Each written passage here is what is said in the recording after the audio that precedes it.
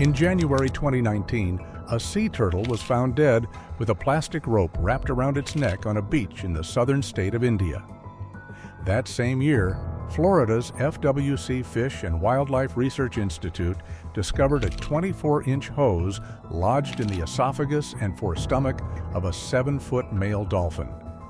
In 2018, a sperm whale washed ashore on an island in Indonesia with 115 plastic cups, 25 plastic bags, 2 flip-flops, and a sack containing over 1,000 pieces of string, all adding up to 6 kilograms of human trash found in its stomach.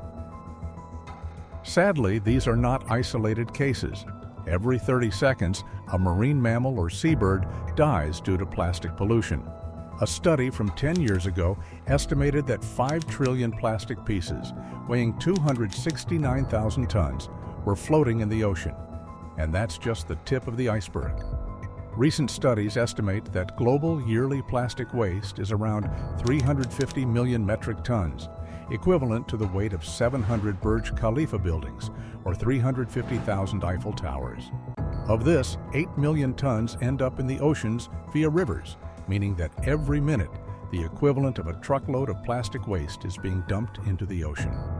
Only a few thousand tons float on the surface, while the rest sink to the ocean depths. If current trends continue, by 2050, the amount of plastic in the ocean could outweigh all the fish. Studies show that 90% of seabirds and 52% of all turtles on the planet have ingested plastic. It's not just marine life affected. This plastic breaks down into microplastics and ends up in our food chain. The average person consumes or inhales 70,000 microplastic particles every year. So how did this all start?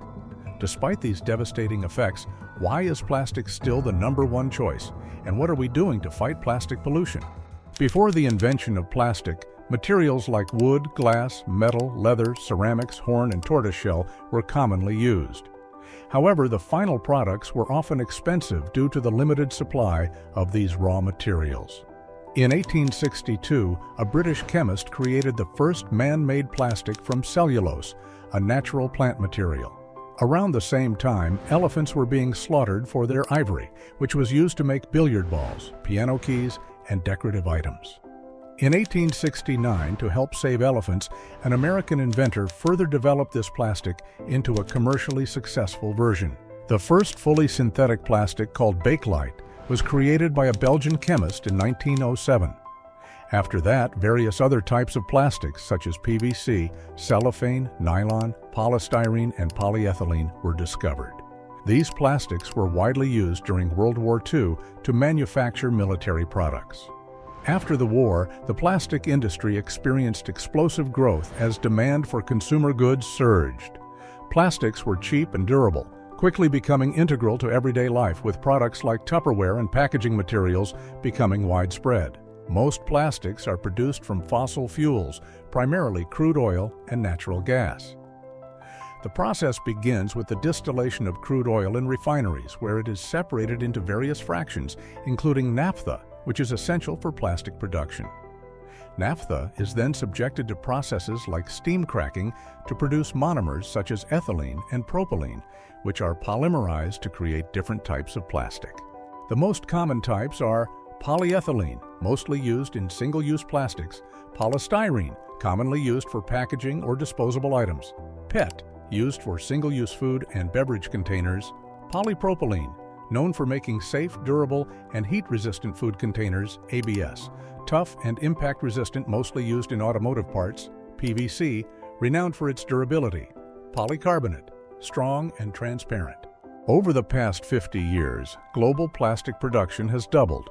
Every minute, 1 million plastic drinking bottles are purchased, and 500 billion single-use plastic bags are used worldwide each year. The annual plastic waste of 350 million tons is linked to population size and consumer buying power. China leads in plastic waste production. With a population of 1.4 billion, it produces 65 million tons of plastic waste, with a per capita waste of 46 kilograms. In contrast, every American generates 130 kilograms of plastic waste annually, totaling 40 million tons, despite the U.S. population being 4 times smaller than China's. India ranks third, Despite its large population of 1.4 billion, it produces 12 million tons of plastic waste annually, with a per capita waste of 9 kilograms, reflecting lower buying power. Brazil is fourth with 7 million tons, and Indonesia is fifth with 6 million tons.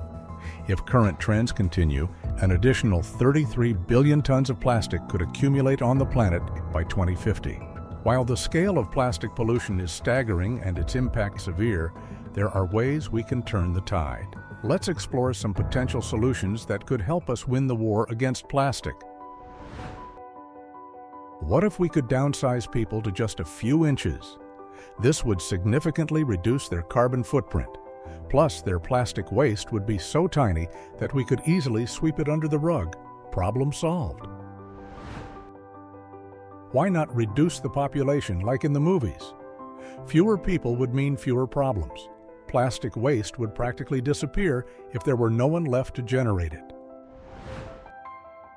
How about using SpaceX rockets to launch our waste into space? While this might risk upsetting any potential extraterrestrial neighbors, it's a thought. As for Mars, why not go ahead and destroy it? Plans for that are already underway. Unfortunately, there is currently no alternative material as cheap and versatile as plastic to create thousands of different products on a scale that meets the needs of 8 billion people. However, we can reduce global plastic waste by 40% by eliminating single-use and packaging plastics. Over 100 countries have already banned plastic bags and straws. Businesses like Starbucks are offering discounts to customers who bring their reusable cups. Paper bags are often seen as a more eco-friendly alternative to plastic bags, but they are not a perfect solution. Although paper bags are recyclable, they have their downsides. Producing a paper bag requires about 4 times more energy than making a plastic one and can contribute to deforestation. When paper degrades in open air, it releases carbon dioxide. And in the absence of oxygen, such as in landfills, it produces methane, which is 80 times more harmful than CO2. While methane can be used to generate electricity, like in U.S. landfills, burning it ultimately releases CO2. Most biodegradable plastics require specific conditions, such as high temperatures, humidity, or microbial activity, that are only found in industrial composting facilities. In regular environments like oceans or landfills, these plastics break down slowly or not at all. Biodegradable plastics made from plants, for example PLA from corn, need significant agricultural resources, which can compete with food production and cause environmental harm. They are often more expensive to produce than conventional plastics, limiting their widespread use. Additionally, biodegradable plastics also produce CO2 and methane as they decompose, similar to paper bags. At present, 19% of global waste is incinerated. Burning plastic releases toxic chemicals that damage the environment. For every ton of plastic waste burned, 1.1 tons of CO2 are emitted, which would require 40 to 50 mature trees to absorb in a year. Recycling seems like a promising solution, but the reality is that only 9% of plastic is recycled. Creating new plastic is much cheaper than recycling old plastic, so plastic companies are often not interested in recycling. Additionally, plastic loses quality each time it is recycled and can only be recycled 2-3 times. Recycled plastics are often used in lower-value products, a process known as downcycling. Traditional recycling involves crushing and melting plastic to create pellets for new products. However, some companies are innovating with new recycling techniques.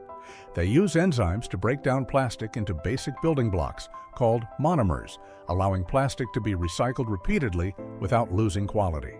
Enzymes are proteins that speed up chemical reactions. While this method looks promising, it currently works only for PET plastics, with the latest enzymes taking 24 hours to break down a PET bottle.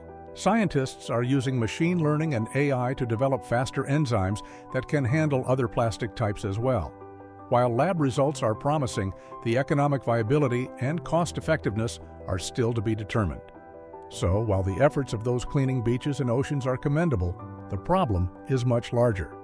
The best solution is to reduce the production of new plastic, create a circular economy with effective recycling, and ban single-use plastics.